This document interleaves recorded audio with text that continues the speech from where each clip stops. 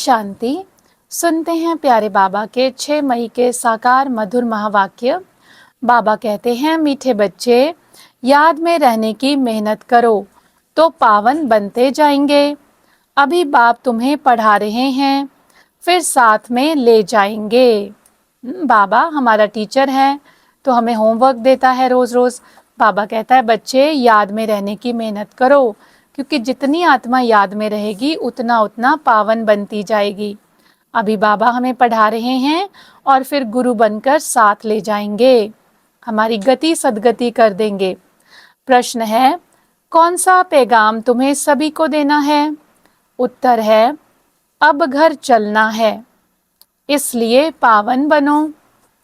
पतित पावन बाप कहते हैं, मुझे याद करो तो पावन बन जाएंगे। यह पैगाम सभी को दो। बाप ने अपना परिचय तुम बच्चों को दिया है, अब तुम्हारा कर्तव्य है बाप का शो करना। कहा भी जाता है, सन शोज फादर। तो कलयुग के इस अंतिम वेला में स्वयं निराकार भगवान शिव बाबा धरती पर आते हैं। ब्रह्मा बाबा के तन का आधार लेकर हम बच्चों को ज्ञान देते हैं, हमें निर्विकारी बनाते हैं, पवित्र बनाते हैं और हम आत्मा के द्वारा पुरुषार्थ कराते हैं, क्योंकि बाबा आए हैं हम सब आत्माओं को परम धाम घर में वापस ले जाने के लिए। तो इसके लिए बाबा को याद करना पड़े। तो बाबा कहता, बच्चे सबको यही पैगाम दो कि बाप आया है हम सब आत्माओं को पावन बनाकर घर ले जाने। बाबा हमें अपना परिचय देते हैं, फिर आगे हमारा ये कर्तव्य बन जाता है कि हम बाप का पैगाम घर घर में जाकर दें, कि वो भगवान जिसको हमने युगों युगों से पुकारा, जिसके लिए अनेक तपस्याएं की, यात्राएं की, वेद शास्त्र पर डाले, अब वह साक्षात भगवान इस धरा पर आकर हम बच्चों को अपना बनाकर, पावन बनाकर घर वापस ले जाने आया है। तो यह पैगाम जन जन को सुनाना है।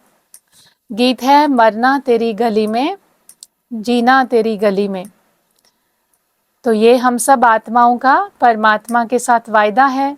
जब वो हमें मिल जाता है तो हमारा संगम युग पर हर एक कर्तव्य उस परमात्मा बाप के साथ होता है कि जिएंगे भी तेरी गली में, मरेंगे भी तेरी गली में, आपको छोड़ नहीं सकते अब हम।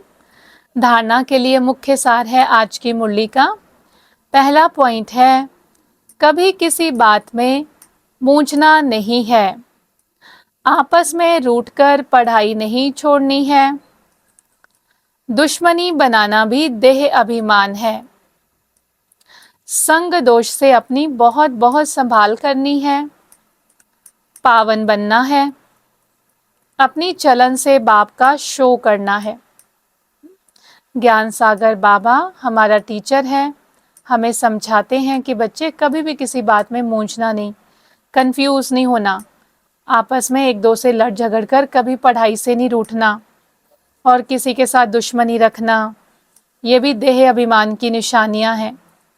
संग दोष में आकर गलत काम करना, ये भी देह अभिमान की निशानी है। इसीलिए संग दोष से बाबा बहुत बहुत संभाल करने के लिए कहते हैं। पावन बनना है और अपनी चलन के द्वारा बाबा का शो करना है। दूसरा पॉइंट है, प्रीत बुद्धि बन, एक बाप की अभ्यवचारी याद में रहना है, तन मन धन से बाप के कार्य में मददगार बनना है। वरदान है आज की वाणी का, न्यारे और प्यारे बनने का राज जानकर राजी रहने वाले राजयुक्त भव। विश्लेषण है, बाबा कहते हैं, जो बच्चे प्रवृत्ति में रहते न्यारे और प्यारे बनने का राज जानते हैं, वह सदा स्वयं भी स्वयं से राजी रहते हैं, प्रवृत्ति को भी राजी रखते हैं। साथ साथ सच्ची दिल होने के कारण साहेब भी सदैव उन पर राजी रहता है। ऐसे राजी रहने वाले राजयुक्त बच्चों को अपने प्रति व अन्य किसी के प्रति किसी को काजी बनाने की जरूरत नहीं रहती, क्योंकि वह अपना फैसला अपने आप कर लेते हैं। इसीलिए उन्हें किसी को काजी, वकील या जज आदि बनाने की जरूरत ही नहीं है। तो आज बाबा कहते हैं कि आप बच्चे प्रवृत्ति में रहते हुए न्यारे और प्यारे बनकर रहो। इस राज को समझकर बाबा कहता, जो प्रवृत्ति में रहते हैं तो सभी उनसे राजी रहते हैं, क्योंकि वो सारे राजों को जानने वाले बन जाते हैं। और बाबा के साथ सच्ची दिल होने के कारण बाबा भी ऐसे बच्चों से राजी रहता है, और समय प्रति समय बाबा ऐसे बच्चों को अपनी मदद देता है।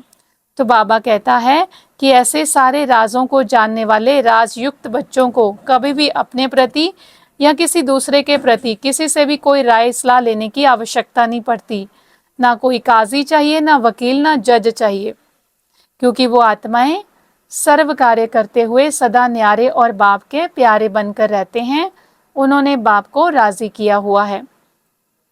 स्लोगन है, सेवा से जो दुआएं मिलती हैं वह दुआएं ही तंदुरुस्ती का आधार हैं। सेवा करने से तुरंत फल की प्राप्ति होती है। दुआएं, यह दुआएं ही आत्मा की तंदुरुस्ती का आधार है। इसीलिए कहा गया है कि जब दवा काम नहीं करती तो दुआएं काम करती हैं।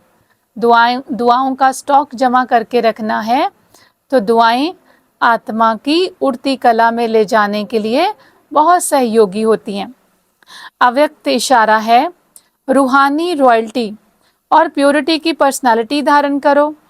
बाबा कहते हैं, जैसे स्थूल शरीर में विशेष श्वास चलना आवश्यक है, श्वास नहीं तो जीवन नहीं, ऐसे ब्राह्मण जीवन का श्वास है पवित्रता। 21 जन्मों की प्रारब्ध का आधार पवित्रता है।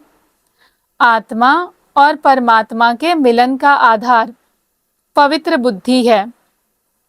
संगम युगी प्राप्तियों का आधार और भविष्य में पूज्य पद पाने का आधार पवित्रता है।